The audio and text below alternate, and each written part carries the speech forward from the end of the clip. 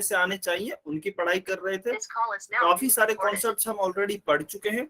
पिछली क्लास में हमने जो कॉन्सेप्ट देखे थे वह था संख्या रेखा यानी कि नंबर लाइन। तो हमने देखा था कि आखिर संख्या रेखा होती क्या है, संख्याओं को रेखा पर किस प्रकार से निरूपित किया जाता है या फिर अंकित किया जाता है।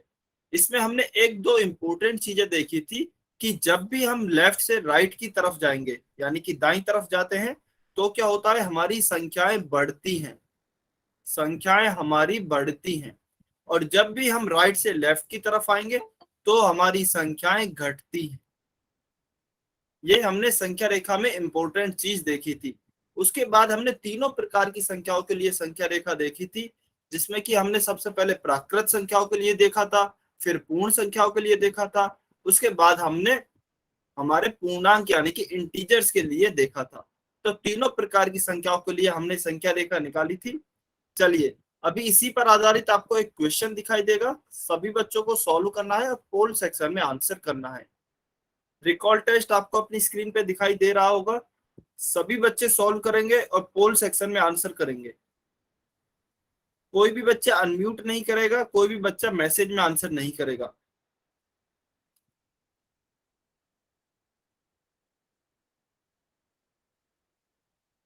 रिकॉल टेस्ट अभी, पोल सेक्शन अभी आपका 10 सेकंड बाद चालू होगा, इतना आप सॉल्व कीजिए। जब आपसे बोला जाए आंसर करने को तब आप आंसर कर सकते हैं।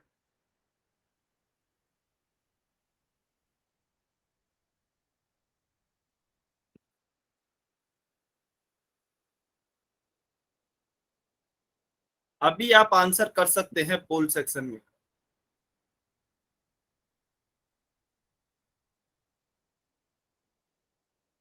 सभी बच्चे सॉल्व करेंगे, बहुत ही आसान क्वेश्चन है।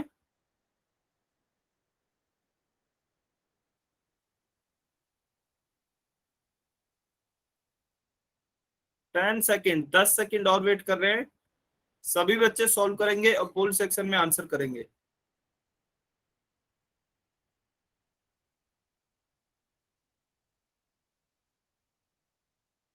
5, 4, 3, 2, 1, टाइम सर। चलिए अभी इस क्वेश्चन को सॉल्व करते हैं। देखिए बहुत ही आसान क्वेश्चन है, जो भी बच्चे इससे पहले पोल सेक्शन में उत्तर नहीं कर पाए हैं कमेंट में आंसर कर सकते हैं। तो हमें क्या दिया गया है कि दी गई संख्या रेखा पर एक जो है वह किन दो संख्याओं के बीच स्थित है। तो हमें नीचे एक संख्या रेखा दी गई है। चलिए इसमें देखते हैं, यहाँ पर एक बिंदु दिया गया है जो कि क्या है, 0 है। उसके बाद एक बिंदु दिया गया है लेकिन उस पर कोई भी अंक अंकित नहीं है। उसके बाद यदि हम देखेंगे तो एक और बिंदु है जिस पर क्या है, 2 अंकित किया गया है। यानी कि 0 और 2 के बीच में एक अंक बिंदु है तो सही, लेकिन उस पर कोई अंक अंकित नहीं है। तो क्या आएगा, 0 के बाद हम जानते हैं 0 के बाद 1 आता है, तो यहाँ पर 1 आएगा। उसके बाद 2, उसके बाद और आगे चलेंगे तो देखिए एक बिंदु और है, यहाँ पर 3 आएगा। उसके बाद आगे चलेंगे तो 4 आएगा। इसी प्रकार से आगे चलते जाएंगे तो हमारी संख्या रेखा बढ़ती जाएगी। तो एक हमारा किन दो संख्याओं के बीच में आया है, एक जो है वह 0 और 2, 0 और 2 के बीच में स्थित है। इसका मतलब ऑप्शन ए जो है वह हमारा इस क्वेश्चन का सही उत्तर होगा। तो रिकॉल टेस्ट का हमारा उत्तर क्या आ गया है, ऑप्शन ए। बहुत अच्छे, सभी बच्चों का बिल्कुल सही उत्तर था, बहुत बढ़िया। अच्छा चलिए अब संख्या रेखा में एक चीज और सीखते हैं जो कि हमारी पिछली क्लास में रह गई थी।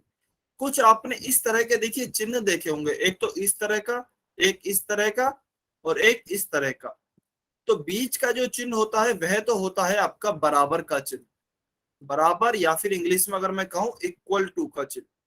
इक्वल का चिन्ह होता है यानी कि कोई एक संख्या किसी दूसरी संख्या के जब बराबर होती है तो हम इस साइन का उपयोग करते हैं। उसके अलावा चलिए देखते हैं यह चिन्ह क्या है और यह चिन्ह क्या है। आप अगर देखेंगे तो देखिए इसी चिन्ह को उल्टा बनाकर यहाँ पे लिख दिया गया है। मान लीजिए कोई ऐसा चिन्ह है, यदि इसे ही उल्टा में कर दूं तो यह बन जाता है। तो दोनों चिन्हों का हालांकि मतलब एक ही है। तो मतलब देखिए क्या होता है इनका। मान लीजिए कोई संख्या है बड़ी संख्या, उदाहरण के लिए मान लीजिए 5, और एक और संख्या है 2। तो इनमें से कौन सी बड़ी संख्या है, 5 है या फिर 2 है? जल्दी से कमेंट में बताइए। मेरी आवाज कम आ रही है? मेरी आवाज सही आ रही है? सभी बच्चे एक बार कमेंट करके बताएंगे क्या मेरी आवाज कम आ रही है? यदि कम आ रही है तो y लिखेंगे, सही आ रही है तो n लिखेंगे।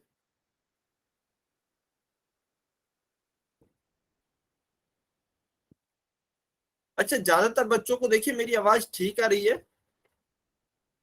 हो सकता है कि शायद आपके नेटवर्क प्रॉब्लम हो, जिन भी बच्चों को आवाज में दिक्कत आ रही है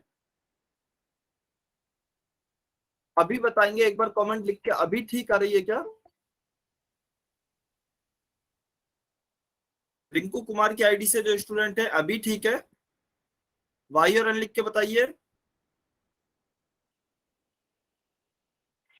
रिंकू कुमार की आईडी से जो भी स्टूडेंट हैं जल्दी से बताइए, अभी ठीक है ना? वेरी गुड, बहुत बढ़िया। तो देखिए हमारे पास दो संख्याएं दी गई हैं, 5 और 2। तो इसमें से हम जानते हैं 5 जो है वह बड़ी संख्या है। तो हम क्या करेंगे, देखिए जिस भी तरफ इस चिन्ह का मुंह खुला होता है ना, जिस भी तरफ मुंह खुला होता है उस तरफ का हिस्सा बड़ी संख्या की तरफ होना चाहिए। इसका मतलब जहां भी मुंह खुला हुआ है इसका मतलब है वह बड़ी संख्या की तरफ होना चाहिए। तो 5 और 2 के बीच में मुझे इन दोनों में से चिन्ह लगाना है। यदि देखिए मैं दूसरा वाला लगाता हूं, यदि मैं दूसरा वाला लगाता हूं तो मुंह किस तरफ खुला हुआ है? दो, दो की तरफ खुला हुआ है, लेकिन 2 तो छोटी संख्या है। तो इसका मतलब यह चिन्ह इसमें नहीं आएगा। कौन सा आएगा? यह वाला आएगा, क्योंकि हमारा मुंह 5 की तरफ खुला है और 5 हम जानते हैं कि बड़ी संख्या भी है 2 से। तो इसका मतलब यह चिन्ह सही है। तो हमेशा देखिए मुंह किस तरफ खुला होगा? जिस भी तरफ बड़ी संख्या होगी। ठीक है। अभी एक और उदाहरण लेते हैं। मान लीजिए एक संख्या है 105 और दूसरी संख्या है आपकी 73। तो कौन सा चिन्ह होगा? फिर से वही चिन्ह आएगा, ऐसे वाला, क्योंकि मुंह किस तरफ खुला होगा? जिस तरफ भी बड़ी संख्या होगी। बड़ी संख्या हमारी 105 है, इसीलिए हमने इस चिन्ह का उपयोग किया है। चलिए अब देखते हैं छोटी संख्या, इस चिन्ह का उपयोग कहां पे करेंगे। तो इस चिन्ह का, मान लीजिए हमें कोई दो संख्या इस प्रकार से दी गई है, 517 और 1020। यह दो संख्याएं दी गई हैं, 517 और 1020।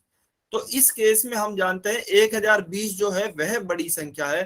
तो हम इस प्रकार के चिन्ह का उपयोग करेंगे, क्योंकि इस तरफ मुंह किधर खुला होना चाहिए? 1020 की तरफ, क्योंकि यह बड़ी संख्या है। तो इस तरफ यह चिन्ह उपयोग होगा। ठीक है। चलिए अभी आपको एक एग्जाम्पल बताना है। ए बी सी डी में उदाहरण, ए बी सी डी आपको ऑप्शन दिए जा रहे हैं, आपको बताना है कि कौन सा इनमें से सही होगा। ठीक है। सभी बच्चे कमेंट में आंसर करेंगे, कोई भी बच्चा पोल या फिर अनम्यूट करके उत्तर नहीं बताएगा। सभी बच्चे कमेंट में ही उत्तर करेंगे।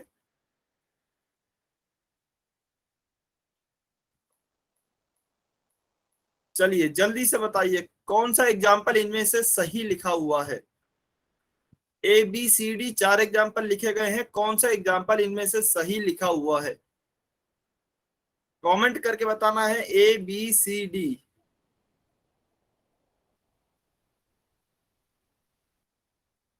सभी बच्चे कमेंट करके बताएंगे, बहुत ही आसान क्वेश्चन है।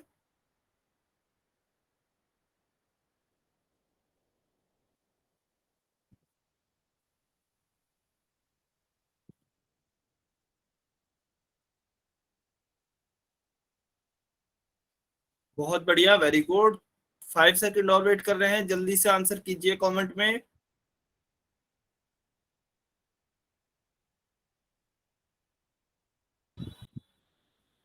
बहुत बढ़िया, वेरी गुड। तो ज्यादातर बच्चों का सही आंसर है। किसी एक बच्चे ने आंसर किया है ऑप्शन डी। देखिए ऑप्शन डी कैसे सही हो सकता है, क्योंकि ऑप्शन डी में क्या लिखा है? 209 और बीच में यह चिन्ह है 210। तो इसका मुंह किधर की तरफ खुला हुआ है? 209 की तरफ। तो इसका मतलब 209 बड़ी संख्या होनी चाहिए, जबकि 209 तो छोटी संख्या है। तो इसका मतलब यह गलत है। यह चिन्ह कैसा होना चाहिए था? इस तरफ होना चाहिए था, इसका मुंह 210 की तरफ खुला हुआ होना चाहिए था, तब यह हमारा सही उत्तर होता। ठीक है। समझ में आया विजेंद्र कुमार की आईडी से जो भी स्टूडेंट है? ठीक है, बहुत बढ़िया। चलिए चिन्ह क्लियर है, तो देखिए हम हमारे आज के टॉपिक पर चलते हैं, अभाज्य गुणनखंड, जिसे हम इंग्लिश में क्या कहते हैं? Prime factorisation. ठीक है। तो देखिए नाम से ही पता लग रहा है, अभाज्य गुणनखंड, किसी भी संख्या के हम ऐसे खंड करेंगे, यानी कि ऐसे भाग करेंगे जो कि अभाज्य हो और जिनका गुणा करने पे हमें वही संख्या प्राप्त हो। उदाहरण के लिए मान के चलते हैं 9 लिखा हुआ है, तो 9 के मैं इस प्रकार से खंड करता हूं जो कि अभाज्य हो। तो अभाज्य खंड क्या होंगे इसके? 3 गुणा 3। 3 भी हमारी अभाज्य संख्या है, यह 3 भी अभाज्य संख्या है। तो सबसे पहले तो अभाज्य है, उसके बाद इनका गुणा करने पे, 3 गुणा 3 करने पे क्या हमें वही संख्या प्राप्त हो रही है? तो बिल्कुल 3 गुणा 3 करने पे हमें 9 ही प्राप्त हो रहा है। तो इसका मतलब 3 × 3 जो है वह 9 के कैसे हैं? अभाज्य गुणनखंड हैं।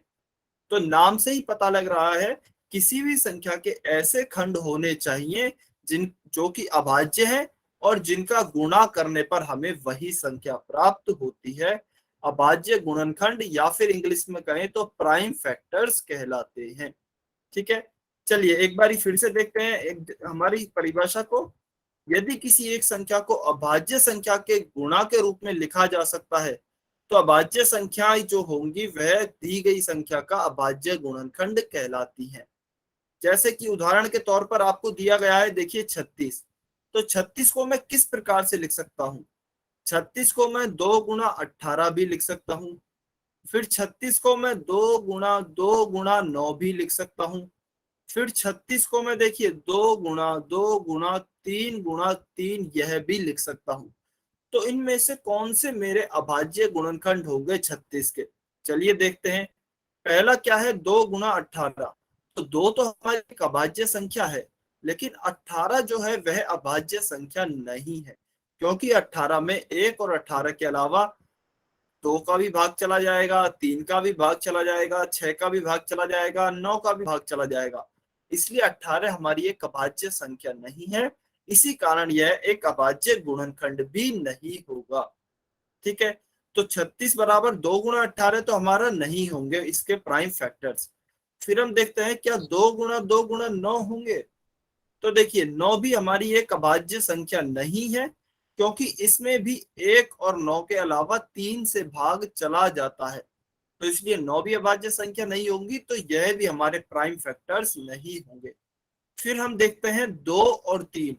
तो देखिए 2 और 3 दोनों ही हमारी जो है अभाज्य संख्या है, और यदि हम इनका गुणा भी करते हैं, 2 × 2 4 होगा, 4 × 3 12 होगा, 12 × 3 36 होगा।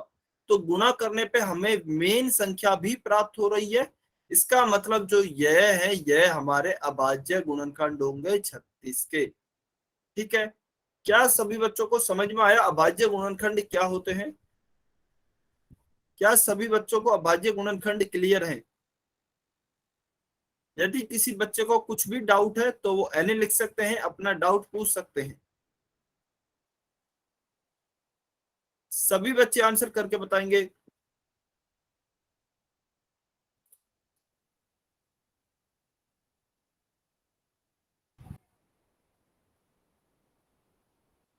अच्छा, संजना देवी की आईडी से जो भी स्टूडेंट है आपको समझ में नहीं आया है? अच्छा, आपने अभाज्य संख्या वाली क्लास अटेंड की थी क्या?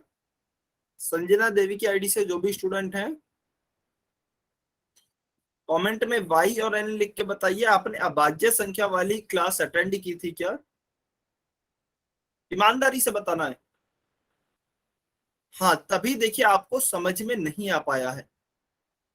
तो मैं जल्दी से बता देता हूं हमारी अभाज्य संख्या क्या होती है। अभाज्य संख्याएं वह संख्याएं होती हैं जिनमें केवल और केवल एक और खुद के अलावा किसी तीसरी संख्या से भी भाग चला जाता है।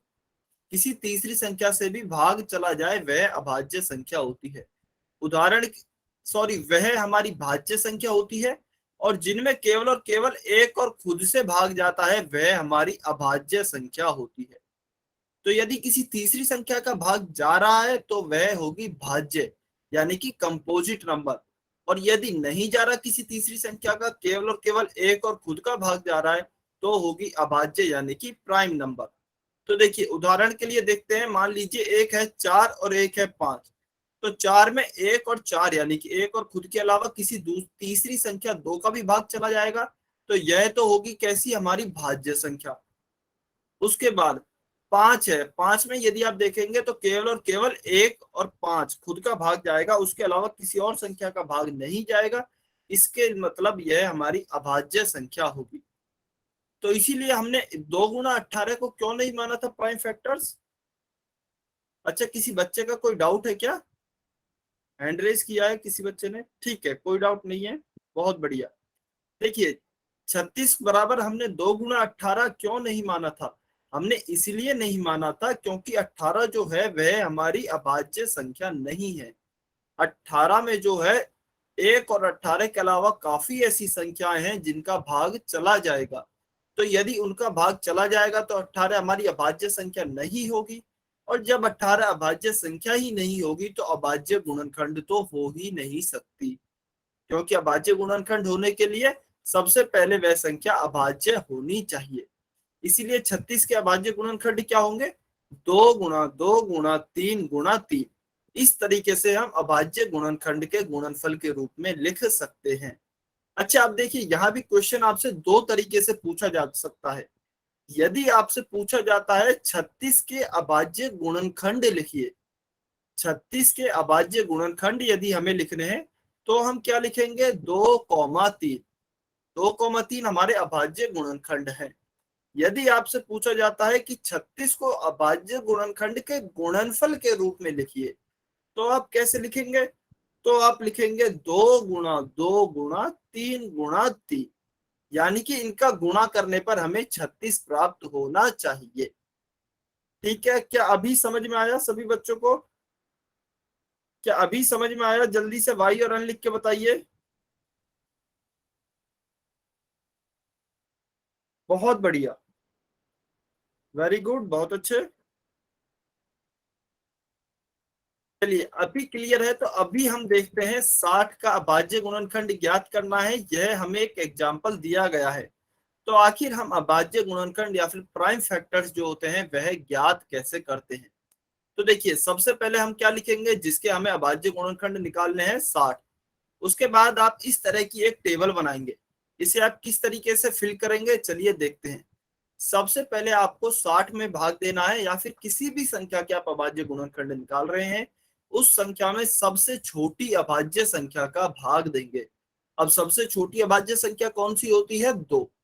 तो यदि सम संख्या है तो आप कोशिश करेंगे 2 का भाग दें, विषम संख्या है तो आप कोशिश करेंगे 3 का भाग दें।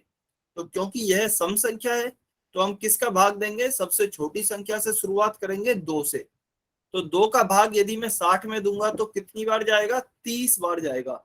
तो 30 को मैं यहां लिखूंगा। फिर 30 आया, 30 फिर से हमारी एक कैसी संख्या आई है? सम संख्या आई है। तो 30 में मैं फिर से 2 का भाग दूंगा। तो 2 का भाग देंगे तो क्या आएगा? 15 आएगा, क्योंकि 15 गुणा 2 30 होता है। तो देखिए इस बार हमारी कैसी संख्या आई है? विषम संख्या आई है। तो इस बार मैं 2 से भाग नहीं दे सकता हूं, इस बार मैं 3 से भाग दे के देखता हूं। तो 3 से भाग चलाएगा, 3 पंज 15। अभी क्या आया है? अभी 5 आया है। विषम संख्या है तो इस बार 2 से भाग नहीं जा सकता, 3 से भी भाग नहीं जाएगा। तो मैं किस से भाग दूंगा? 5 से भाग दूंगा। 5 एकम 5। और हमें कब तक भाग देना है? जब तक कि हमारा जो भागफल है वह 1 नहीं आ जाता। चूंकि अभी यहाँ पर 1 आ गया है तो हम रुक जाएंगे। तो 60 के हमारे, अब देखिए अभाज्य गुणनखंड के गुणनफल क्या होगा? यह जो संख्याएं आई हैं इस तरफ, यह सभी आपके अभाज्य गुणनखंड होंगे। तो 60 को मैं कैसे लिख सकता हूं? एक 2 है यहाँ पर तो 2 लिखा, फिर एक और 2 है यहाँ पर तो एक और 2 लिखा इसके गुणनफल के रूप में, फिर यहाँ पर 3 है तो 3 लिखा, फिर नीचे 5 है तो 5 लिखा। तो इस तरीके से आप किसी भी संख्या को अभाज्य गुणनखंड के गुणनफल के रूप में लिख सकते हैं। यदि आपको अभी क्रॉस चेक करना है कि आपका यह उत्तर जो आया है वह सही आया है या गलत आया है, तो आप देखिए गुणा करके देख सकते हैं। 2 गुणा 2 4 होगा, 4 × 3 आपका 12 होगा, 12 × 5 आपका फिर से 60 आएगा। तो इसका मतलब हमारा सही 60 आ रहा है, जो कि हमारी मेन संख्या थी। इसका मतलब यह हमारा जो उत्तर है वह सही है। तो इस प्रकार से आप भाग देकर, कंटिन्यूअस भाग देकर आप अपने अभाज्य गुणनखंड ज्ञात कर सकते हैं। सभी बच्चों को क्लियर है कि अभाज्य गुणनखंड का मेथड क्या होता है? सभी को समझ में आया? ईमानदारी से बताएंगे, बस आपको भाग देते जाना है जब तक कि आपका भागफल 1 नहीं हो जाता। ईमानदारी से कमेंट करके बताना है। यदि समझ में नहीं आया है तो आप एन लिखेंगे, यदि समझ आ गया है तो आप वाई लिखेंगे।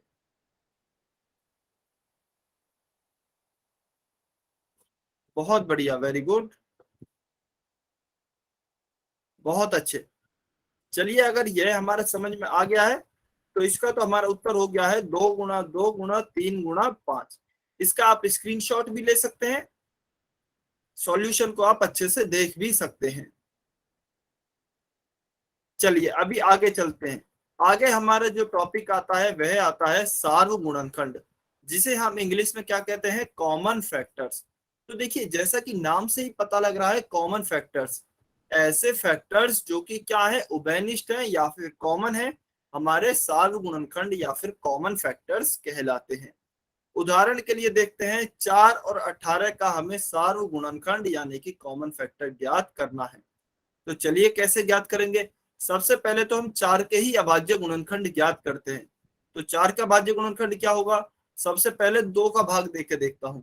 2 दूनी 4, फिर से 2 आया है तो 2 का फिर से 2 में भाग देंगे तो 1 आएगा। चूंकि यहाँ पर 1 आ गया है, इसका मतलब हमारा भाग खत्म हो गया है। तो 4 को मैं क्या लिख सकता हूँ, देखिए 2 कितनी बार आया है, 2 बार। तो 4 को मैं लिख सर सकता आपकी हूँ आवाज 2। कट कट के आ रही है। अच्छा, मेरी आवाज सही आ रही है क्या? यदि सही आ रही है तो वाई लिखेंगे। सभी बच्चे एक बारी मेरी आवाज के बारे में बताएंगे, सबको सही आ रही है क्या?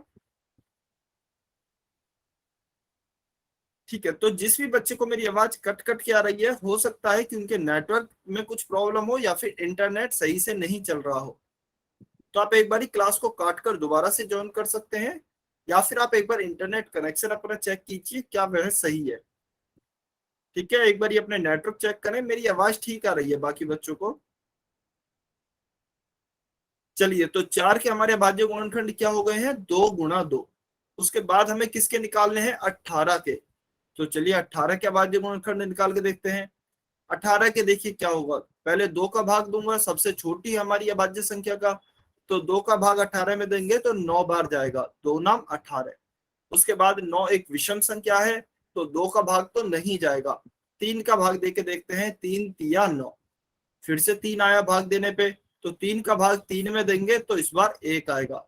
तो 18 के हमारे अभाज्य गुणनखंड क्या होंगे, 18 के हमारे अभाज्य गुणनखंड होंगे 2 गुना 3 गुना 3।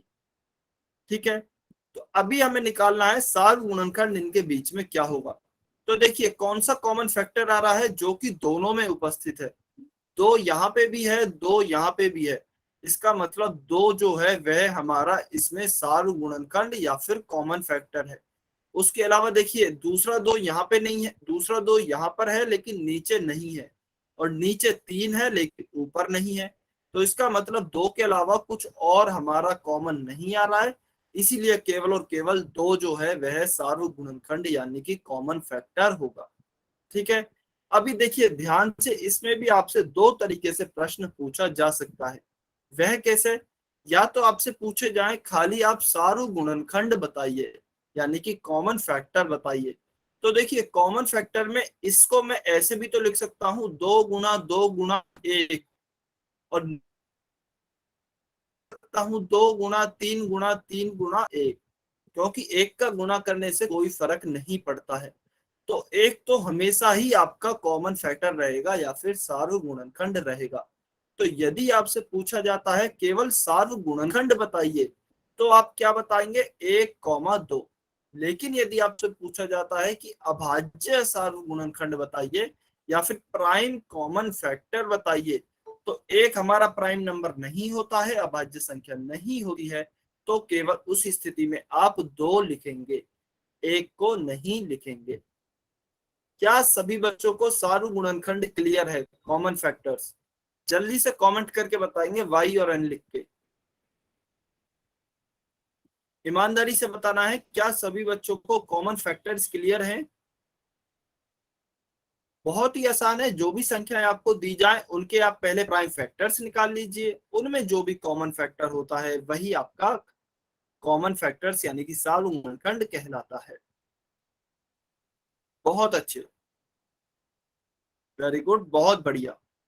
चलिए यह समझ में आया, तो एक एक टॉपिक और है, उसे देखते हैं। वह क्या है, सार्वगुणज, जिसे हम इंग्लिश में क्या कहते हैं, कॉमन मल्टीपल्स।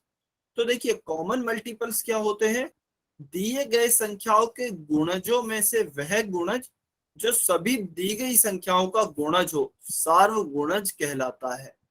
अच्छा, हो सकता है आपको डेफिनेशन से क्लियर नहीं हुआ होगा, तो चलिए एक एग्जांपल लेके देखते हैं। तो एग्जांपल क्या है हमारा, 4 और 6 का हमें सार्वगुणज ज्ञात करना है। We have to find common multiples of 4 and 6। तो इसका सार्वगुणज यानी कि कॉमन मल्टीपल हम कैसे ज्ञात करेंगे। तो देखिए अगर आपको साधारण भाषा में बताया जाए कॉमन मल्टीपल क्या होता है, तो कॉमन मल्टीपल वह संख्या होती है जिनमें कि इस दोनों ही संख्याओं से भाग चला जाए। ऐसी संख्या जिनमें कि इन दोनों संख्याओं से भाग चला जाए कॉमन मल्टीपल कहलाता है। अब ऐसी संख्या कैसे ढूंढेंगे, तो देखिए सबसे पहले इन दोनों का पहाड़ा लिख लेंगे, यानी कि टेबल लिख लेंगे। तो 4 की मैं टेबल लिखता हूँ, क्या आएगा, 4 1 jar 4, 4 2 jar 8, 4 3 jar 12, 4 4 jar 16, 4 5 jar 20, और ऐसे ही हम आगे लिख सकते हैं। उसके बाद क्या करेंगे, 6 का भी टेबल लिखेंगे। तो 6 एकम 6, 6 दूनी 12, 6 तिया 18, 6 चौके 24, इसी प्रकार से आगे तक भी लिख सकते हैं। तो दोनों में कौन सी संख्या कॉमन आई है, पहली यहाँ पे आई है 12, यहाँ पर भी आई है 12। तो जो 12 होगा वह आपका पहला कॉमन मल्टीपल होगा। कॉमन मल्टीपल का मतलब देखिए, मल्टीपल जो होते हैं वह होते हैं 4 के मल्टीपल, यानी कि 4 के गुणज। तो 4 के गुणज ये सभी हैं, सभी में 4 का भाग जा सकता है। ये सभी 6 के गुणज हैं, 6 में इन सभी का भाग जा सकता है। उसके आगे क्या लिखा है, कॉमन, यानी कि इन दोनों के ऐसे मल्टीपल जो कि कॉमन हो, कॉमन मल्टीपल कहलाएंगे। अब कॉमन कौन सा है, इसमें भी 12 है, इसमें भी 12 है। सबसे पहला कॉमन मल्टीपल आपका आ गया है 12। उसके बाद आप देखेंगे तो देखिए 4 का पहाड़ा मैंने 20 तक ही लिखा है, इसे अगर आगे थोड़ा और लिखते हैं तो 20 के बाद 24 आएगा। तो दूसरा जो कॉमन मल्टीपल आएगा वह आपका आएगा 24। तो दूसरा कॉमन मल्टीपल 24 हो जाएगा। और अब आपको देखिए 4 और 6 का पहाड़ा लिखने की जरूरत नहीं है। जब आपको पहला मल्टीपल मिल जाता है ना, आप उसके बाद उसी का पहाड़ा लिख सकते हैं। जैसे 12 एकम 12, 12 दूनी 24, 12 ती 36, 12 चौक 48 इत्यादि। तो इस प्रकार से आप कॉमन मल्टीपल्स फाइंड आउट कर सकते हैं। ठीक है, तो देखिए इस टॉपिक में हमने 3 चीजें पढ़ी हैं। वह कौन कौन सी हैं, सबसे पहले पढ़े थे हमने प्राइम फैक्टर्स, यानी कि अभाज्य गुणनखंड। अभाज्य गुणनखंड आप कैसे निकालेंगे, इस तरह की टेबल निकाल के भाग विधि के द्वारा आप अभाज्य गुणनखंड निकालेंगे, जब तक कि हमारा भागफल 1 नहीं आ जाता। उसके बाद हमने पढ़ा है कॉमन फैक्टर्स, यानी कि सार्वगुणनखंड। सार्वगुणनखंड क्या होते हैं, आप जो भी संख्याएं दी गई हैं उनके सबसे पहले आप अभाज्य गुणनखंड निकालेंगे, उनमें फिर जो भी कॉमन होंगे, जो भी फैक्टर्स आपके कॉमन होंगे वो आपके कॉमन फैक्टर्स यानी कि सार्वगुणनखंड कहलाएंगे। उसके बाद देखिए आपने पढ़ा सार्वगुणज यानी कि कॉमन मल्टीपल। तो हम क्या करेंगे, जो भी संख्याएं दी गई हैं उनके पहाड़े लिखेंगे, और उन मल्टीपल्स में से जो भी कॉमन है वह आपके कॉमन मल्टीपल यानी कि सार्वगुणज कहलाएंगे। ठीक है, अच्छा मेरी आवाज क्लियर आ रही है, रिंकू कुमार की आईडी से जो स्टूडेंट है, एक बार सभी बच्चे कमेंट करके बताएं, क्या सभी को आवाज क्लियर है, वाई और एन लिख के बताइए। सभी बच्चों को मेरी आवाज क्लियर आ रही है, रिंकू कुमार की आईडी से जो भी स्टूडेंट हैं। तो आप एक बार या तो अपना इंटरनेट कनेक्शन चेक कर लीजिए, नेटवर्क चेक कर लीजिए। यदि वह सही है तो आप एक बार क्लास को काटकर दोबारा से ज्वाइन कर लीजिए। जिन भी बच्चों को कम आ रही है, हो सकता है नेटवर्क का इशू हो, तो आप एक बार नेटवर्क चेक कर सकते हैं। ठीक है, चलिए अगर आपको यहां तक क्लियर है तो अभी हम कुछ एग्जांपल्स करते हैं। पहला एग्जांपल आपको करना है कि आपको 40 के अभाज्य गुणनखंड कमेंट सेक्शन में लिखने हैं। 40 के अभाज्य गुणनखंड प्राइम फैक्टर्स सभी बच्चे कमेंट सेक्शन में लिखेंगे, गुणनफल के रूप में लिखने हैं। जैसे कि हमने लिखे थे 4 के क्या होता है 2 गुणा 2, उसी प्रकार से आप लिखेंगे 40 के आपके क्या अभाज्य गुणनखंड का गुणनफल रूप क्या होगा। अभी के लिए मैंने कमेंट सेक्शन आपका बंद कर दिया है। आपके पास इस क्वेश्चन के लिए 20 सेकंड है, 20 सेकंड बाद कमेंट सेक्शन ओपन किया जाएगा, तब आपको उसमें आंसर लिखना है। ठीक है, सभी बच्चे ट्राई करेंगे, यह बहुत ही ज्यादा इंपॉर्टेंट है। मैं फिर से बता रहा हूँ, यह बहुत ज्यादा इंपॉर्टेंट है, आगे आपके बहुत काम आने वाला है, इसलिए आप सभी इसको ट्राई करेंगे।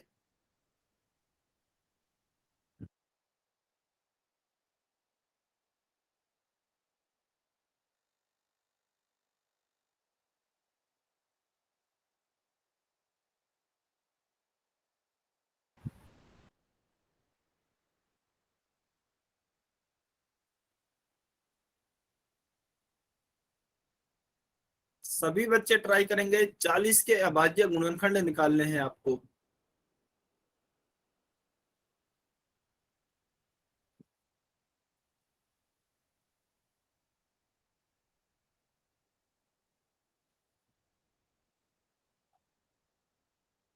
Five, four, three, two, one. अभी आप कमेंट में आंसर कर सकते हैं। अभी सभी बच्चे कमेंट में आंसर कर सकते हैं, जिन भी बच्चों ने निकाल लिए हैं, जिन्होंने भी नहीं निकाले हैं वो निकालते रहिए। You have to find prime factors of 40।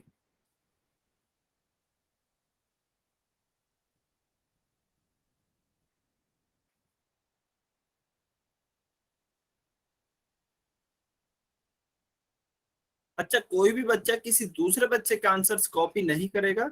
जो भी आपका आंसर आता है वो आपको ईमानदारी से लिखना है, चाहे आंसर सही हो गलत हो, जो भी आपका आंसर आता है ईमानदारी से लिखेंगे। और यदि आपका उत्तर गलत होता है तो फिर आप चेक करेंगे कि आपका उत्तर कहाँ गलत हुआ है, कहाँ मिस्टेक हुई है आपसे।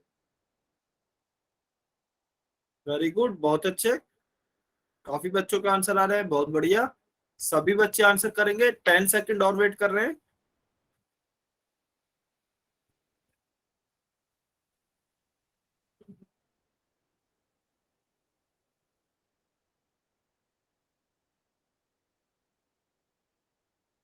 5, 4, 3, 2, 1।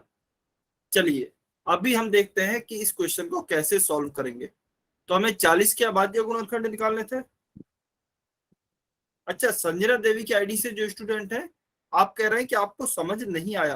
तो देखिए, अभी हम इसी एग्जाम्पल के थ्रू समझते हैं, क्योंकि आपके वहां पे आवाज नहीं आ रही है अच्छे से, हो सकता है आपको इस वजह से समझ नहीं आया हो। तो आप क्या करेंगे, अभी समझने की कोशिश करेंगे, फिर भी यदि समझ नहीं आता है तो आप आज की क्लास की रिकॉर्डिंग देख सकते हैं कल, उसमें आवाज क्लियर आएगी, तब आप समझने का वहां से प्रयास कर सकते हैं। ठीक है, तो देखिए 40 को हमारे क्या निकालना है, अभाज्य गुणनखंड। क्योंकि 40 हमारी एक सम संख्या है, यानी कि इवन नंबर है, तो हम क्या करेंगे, सबसे पहले पहले छोटी अभाज्य संख्या 2 से हम भाग करेंगे। तो 2 से भाग देंगे 40 में तो क्या आएगा, 20 बार भाग जाएगा, क्योंकि 20 दूनी 40 होता है, इसलिए 20 बार भाग जाएगा। फिर से हमारी 20 कैसी आई है, सम संख्या आई है, तो फिर से हम 2 का भाग देंगे। तो 2 का भाग 20 में देंगे तो क्या आएगा, 10 आएगा। 10 हमारी फिर से कैसी संख्या आ गई है, सम संख्या, तो फिर से 10 में हम 2 का भाग देंगे। इस बार आएगा 2 पंज 10, 5 बार भाग जाएगा। 5 हमारी विषम संख्या आई है, तो 2 का भाग तो नहीं जा सकता, 3 से ट्राई करते हैं। 3 का भाग भी नहीं जाएगा 5 में। 4 जो है, 4 हमारी अभाज्य संख्या नहीं है, इसलिए हम 4 से कोशिश नहीं करेंगे, और 4 से भाग भी नहीं जा रहा और हम कोशिश भी नहीं करेंगे। उसके बाद आता है 5। 5 अभाज्य संख्या है, 5 से भाग भी जा रहा है, कितनी बार भाग जाएगा, 5 एकम 5। क्योंकि हमारा भागफल 1 आ गया है, तो हम हमारे भाग को यहीं पर रोक देंगे। तो देखिए 40 के हमारे भाज्य गुणनखंड क्या है, निकल के ये वाली संख्या है। तो हम क्या लिख सकते हैं, 2 गुणा 2 गुणा 2 गुणा 5, यह आपके अभाज्य गुणनखंड होंगे। और यदि आपको चेक करना है तो चलिए एक बार इसको गुणा करके भी देख लेते हैं। 2 दूनी 4, 4 दूनी 8, 8 पंच 40। तो गुणा करने पर भी हमें मेन संख्या ही प्राप्त हो रही है, इसीलिए 40 के जो यह उत्तर निकल के आया है अभाज्य गुणनखंड का, यह सही उत्तर है। ठीक है, क्लियर है सभी बच्चों को? जल्दी से कमेंट करके बताइए, क्या आप अभी किसी भी संख्या के अभाज्य गुणनखंड निकाल सकते हैं? बस आपको भाग करते जाना है जब तक कि आपका भागफल 1 नहीं आ जाए। बहुत बढ़िया, वेरी गुड, बहुत अच्छे। चलिए, अगर यह क्लियर है तो अभी हम हमारे कुछ क्वेश्चन सॉल्व करेंगे। क्वेश्चन नंबर 49 सभी बच्चे सॉल्व करेंगे और पोल सेक्शन में आंसर करेंगे।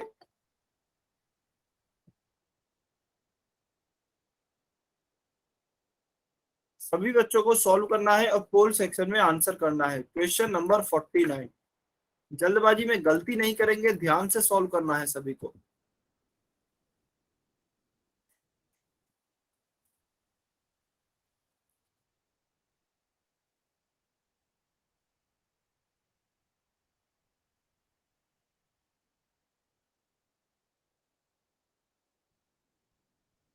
ध्यान से सॉल्व करेंगे सभी बच्चे।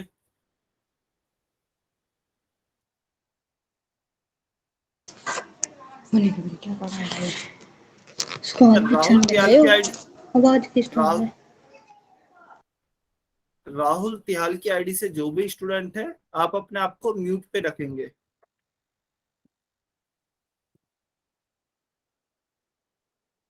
काफी कम बच्चों के आंसर आए हैं अभी तक, जल्दी से आंसर करें सभी बच्चे। बहुत ही आसान क्वेश्चन है। 18 के आपको अच्छा, राहुल तियाल की आईडी से जो स्टूडेंट है, आप अपने आप को म्यूट पे रखेंगे, अपना कैमरा बंद रखेंगे। यदि आपका कोई डाउट है तो वह डाउट इस क्वेश्चन के बाद आपसे पूछ लिया जाएगा, आप कमेंट में लिख देना।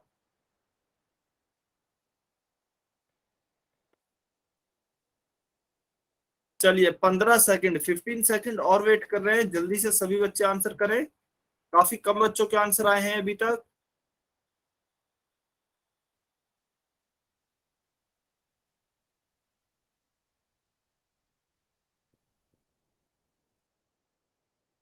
सभी बच्चे आंसर करेंगे।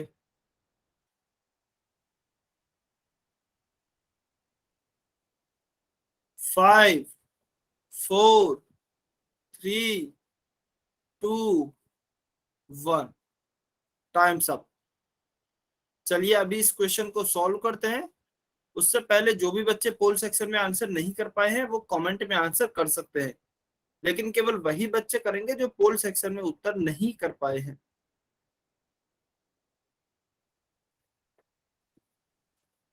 अच्छा, रविराज की आईडी से जो स्टूडेंट है, बालवीर की आईडी से जो भी कमेंट में उत्तर कर रहे हैं, आपने पोल सेक्शन में नहीं किए हैं क्या उत्तर? वाई और एन लिख के बताइए, आपने पोल सेक्शन में किए हैं या नहीं? Hello hello. अच्छा, राहुल तियाल की आईडी से जो स्टूडेंट है, यदि आपने इस बार और म्यूट किया तो आपको क्लास से निकाल दिया जाएगा, तो आपको ध्यान रखना है, आप इस बार अनम्यूट ना करें। ठीक है, चलिए, बहुत बढ़िया। अभी इस क्वेश्चन को हम सॉल्व करते हैं। तो क्वेश्चन क्या दिया गया है, 18 के हमें अभाज्य गुणनखंड निकालने हैं। तो चलिए 18 के अभाज्य गुणनखंड निकालते हैं। 18 क्योंकि हमारी ये कैसी संख्या है, सम संख्या है, इवन नंबर है, तो सबसे छोटी अभाज्य संख्या का भाग करेंगे। तो सबसे पहले 2 से भाग देंगे, 2 नाम 18, 9 बार भाग जाएगा।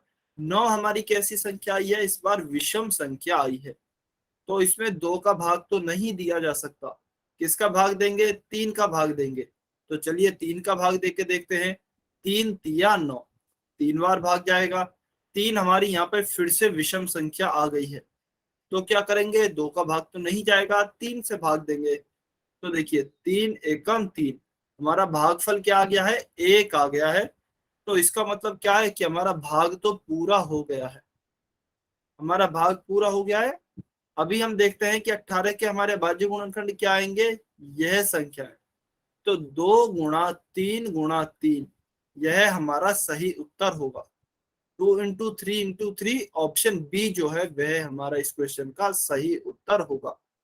अभी काफी बच्चों का डाउट होगा कि सर ऑप्शन ए में भी तो गुणा करने पर 18 आ रहा है, ऑप्शन बी सी में भी 18 आ रहा है और ऑप्शन डी में भी 18 आ रहा है, तो यह सही उत्तर क्यों नहीं है? बिल्कुल, देखिए आपका डाउट ठीक है, लेकिन यदि आप संख्याओं को ध्यान से देखेंगे तो इसमें 2 तो अभाज्य संख्या है, लेकिन 9 जो है वह अभाज्य संख्या नहीं है, इसलिए आपका उत्तर ए भी सही नहीं है।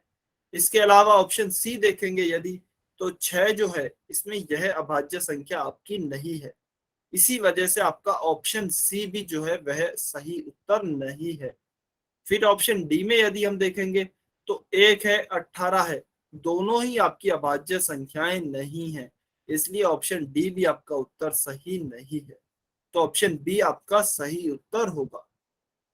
क्लियर है? सभी बच्चों को समझ में आया? यदि किसी बच्चे का कुछ भी डाउट है तो वो कमेंट में लिख सकते हैं, अनम्यूट करके अभी पूछ सकते हैं। यस, राहुल तियाल की आईडी से जो स्टूडेंट है, आपका कोई डाउट है क्या? यदि कोई डाउट है तो अब आप अनम्यूट करके पूछ सकते हैं।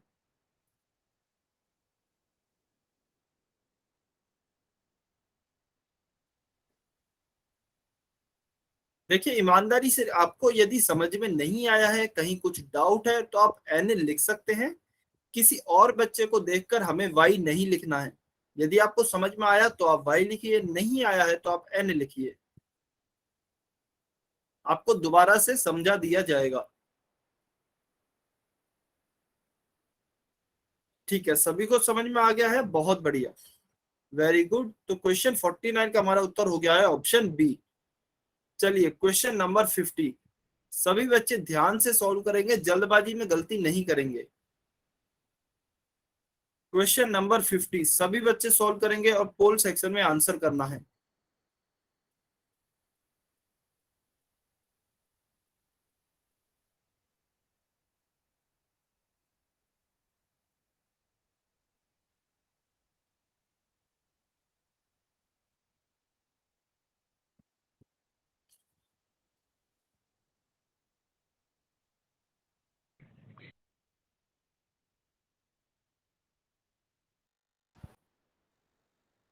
सभी बच्चे ट्राई करेंगे, बहुत ही आसान क्वेश्चन है लेकिन अच्छा क्वेश्चन है।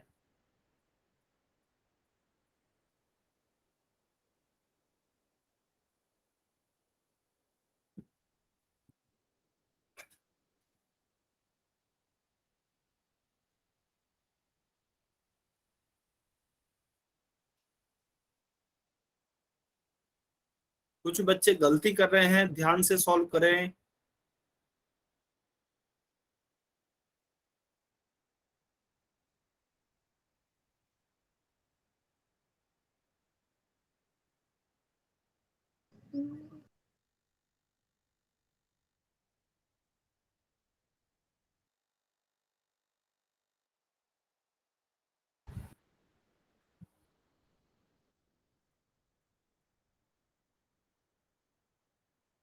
थर्टी सेकेंड, 30 सेकेंड और हैं, काफी कम बच्चों के आंसर अभी तक आए हैं, सभी बच्चे आंसर करेंगे।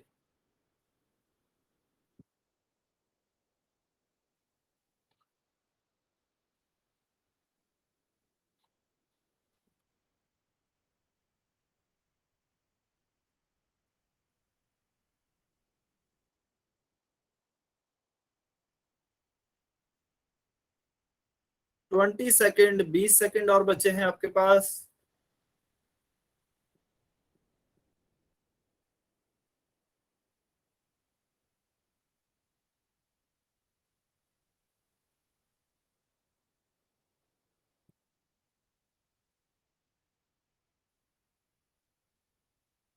10 सेकेंड।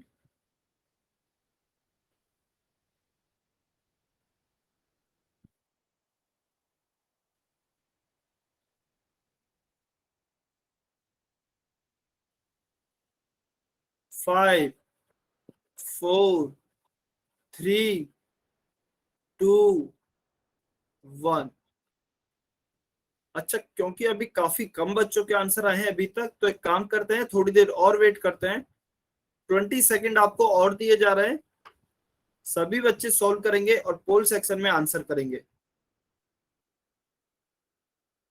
सभी बच्चे जल्दी से सॉल्व करें।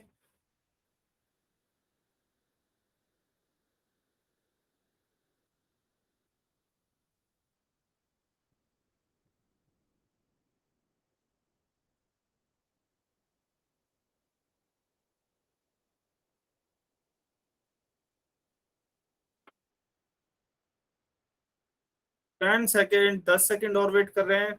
जल्दी से आंसर करें सभी बच्चे।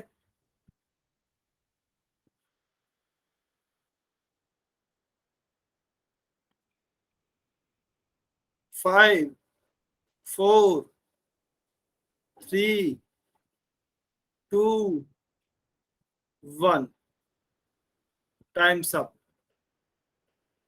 चलिए अभी इस क्वेश्चन को सॉल्व करते हैं। उससे पहले कमेंट में वो बच्चे बताएंगे जो कि यह जानते हैं अभाज्य संख्याएं क्या होती हैं। किस किस बच्चे को यह पता है कि अभाज्य संख्याएं क्या होती हैं, वाई लिख के बताएंगे। और जिन्हें नहीं पता है वो एन लिख के बताएंगे।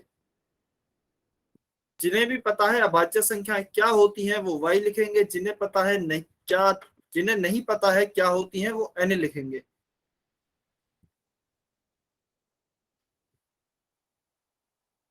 ठीक है, सभी बच्चे बताएं कमेंट करके किस किस बच्चे को नहीं पता है कि अभाज्य संख्याएं क्या होती हैं। देखिए कुछ बच्चे कमेंट भी नहीं कर रहे हैं, वो आंसर भी नहीं कर रहे हैं। तो सभी बच्चों को बताना है कि आपको अभाज्य संख्याओं के बारे में पता है या नहीं पता है। ठीक है, चलिए देखिए मैं फिर से एक बार बता रहा हूं अभाज्य संख्या की डेफिनेशन क्या होती है। ऐसी संख्या जिसमें केवल और केवल एक का और खुद का भाग जाता है, किसी तीसरी संख्या का भाग नहीं जाता है। किसी तीसरी संख्या का भाग नहीं जाएगा, ऐसी संख्या अभाज्य संख्या कहलाएगी। उदाहरण के लिए आप देखते हैं 5। 5 में किसका भाग जाएगा, केवल और केवल एक का भाग जाएगा एक तो, और एक स्वयं का भाग जाएगा। स्वयं 5 का भाग जाएगा, उसके अलावा किसी और तीसरी संख्या का भाग नहीं जाएगा। ऐसी संख्या हमारी अभाज्य संख्या या फिर प्राइम नंबर कहलाती है। ठीक है, तो अभी देखिए हमें क्या लिखना है, 70 के अभाज्य गुणनखंड लिखने हैं। तो वैसे अगर आप चाहें तो ऑप्शन से डायरेक्ट इसका उत्तर निकाल सकते हैं। वह कैसे, 2 गुणा 5 करेंगे तो 2 पंच 10 होता है, 10 गुणा 7 करेंगे 70 आएगा। देखिए 2 इंटू 5 क्या होगा आपका 10 होगा। फिर आप इस 10 का गुणा 7 से करेंगे तो आपका 70 आएगा। तो इसका मतलब ऑप्शन ए का आपको गुणा करने पर 70 मिल रहा है। ऑप्शन बी का गुणा करते हैं, 2 गुणा 3 आपका 6 होगा, 6 इंटू 5 आपका 30 होगा, 6 पंज 30। उसके बाद देखते हैं 2 गुणा 3 आपका कितना होगा, 2 तिया 6, 6 गुणा 5 करेंगे 6 पंज 30, 30 का गुणा 7 से करेंगे तो आपका आएगा 210। उसके बाद चलिए आगे चलते हैं, 3 पंज 15 होगा, और 15 का गुणा जब आप 7 से करेंगे, चलिए करके देख लेते हैं। 15 एकम 15, 15 दूनी 30, 15 ती 45, 15 चौके 60, 15 5 75, 15 6 की 90, 15 7 105। तो इसका गुणा करने पर क्या आ रहा है, 105। हमारी मूल संख्या कितनी है, 70 यानी कि 70 है। तो गुणा करने पर हमें 70 ही प्राप्त होना चाहिए, जो कि केवल और केवल ऑप्शन ए में प्राप्त हो रहा है। बाकी तीनों ऑप्शन में प्राप्त नहीं हो रहा, तो तीनों ऑप्शन हमारे गलत होंगे। तो केवल और केवल ऑप्शन ए हमारा सही उत्तर है। इसके अलावा हम क्या चेक करते हैं, क्या प्राप्त संख्या हमारी अभाज्य भी है। तो देखिए 2 भी एक अभाज्य संख्या है, 5 भी एक अभाज्य संख्या है, और 7 भी एक अभाज्य संख्या है। तो ये तीनों ही हमारी अभाज्य संख्या भी है, और इनका गुणा करने पर हमें मूल संख्या 70 भी प्राप्त हो रही है। इसलिए हमारा ऑप्शन ए सही उत्तर होगा। इसके अलावा यदि आप नॉर्मल तरीके से सॉल्व करना चाहते हैं, उस तरीके से भी कर सकते हैं। जैसे देखिए यह 70 दिया गया है, तो 70 में सबसे पहले क्योंकि यह एक सम संख्या है, तो आप किसका भाग देंगे, 2 का भाग देंगे। तो 2 का भाग देंगे तो कितनी बार जाएगा, देखिए 35 बार। 2 तिया 6 और ऊपर 10 बचेगा, 2 पंज 10। तो 70 में जब आप 2 का भाग देंगे तो 35 बार जाएगा। 35 हमारी एक विषम संख्या है।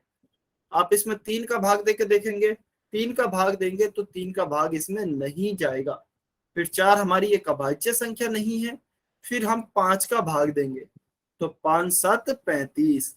तो हमारा क्या प्राप्त हुआ, 7 प्राप्त हुआ, जो कि फिर से एक विषम संख्या है। तो इसमें यदि आप देखेंगे तो 2 का भाग नहीं जाएगा, 3 का नहीं जाएगा, 5 का नहीं जाएगा। इसमें हम किसका भाग देंगे, 7 का भाग देंगे। 7 एकम 7। और यहाँ पर चूंकि 1 आ गया है, इसलिए हमारा भाग यहीं समाप्त हो गया है। तो 70 के हमारे अभाज्य गुणनखंड क्या आए हैं, यह संख्या है 2 गुणा 5 गुणा 7। तो यह हमारा सही उत्तर होगा 2 इंटू 5 इंटू 7। क्लियर है, जो कि ऑप्शन ए में दिया गया है, इसलिए ऑप्शन ए सही उत्तर है। क्या सभी बच्चों को समझ में आया? ईमानदारी से बताएंगे, क्योंकि देखिए आप कमेंट में तो वाई लिखते हैं कि आपको समझ में आया, लेकिन बहुत ही कम बच्चे आंसर करते हैं पोल सेक्शन में, जो कि अच्छी बात नहीं है, आपका रिकॉर्ड खराब करती है। जब भी आप किसी भी चीज का आंसर नहीं देते हैं या फिर गलत आंसर देते हैं, उससे आपका रिकॉर्ड खराब होता है। तो इसलिए बेहतर है कि यदि आपको समझ में नहीं आ रहा है कोई भी कॉन्सेप्ट, तो आप स्वयं से बता दें। सभी को समझ में आ रहा है? बहुत अच्छे, वेरी गुड, बहुत बढ़िया। अच्छा, आपका सेम था, बहुत अच्छे, बहुत बढ़िया। तो क्वेश्चन 50 का जो हमारा उत्तर हो गया है वह हो गया है ऑप्शन ए। ठीक है, तो देखिए यह बहुत ही इंपॉर्टेंट टॉपिक था। इसके बाद हम अगली क्लास में पढ़ेंगे लैसे और मैसे, यानी कि एलसीएम और एचसीएफ क्या होता है, कैसे इन्हें निकालते हैं, उन्हें डिटेल में पढ़ेंगे। लेकिन उससे पहले आप आज की जो क्लास है प्राइम फैक्टर वाली, वह रिवाइज करके आएंगे, क्योंकि उन्हीं के सहारे हम लैसे और मैसे ज्ञात करते हैं। तो आज की क्लास आप सभी के लिए बहुत इंपॉर्टेंट है, इसलिए सभी बच्चे आज की क्लास को रिवाइज करके आएंगे नेक्स्ट क्लास में, तभी आपके अगली क्लास समझ में आएगी।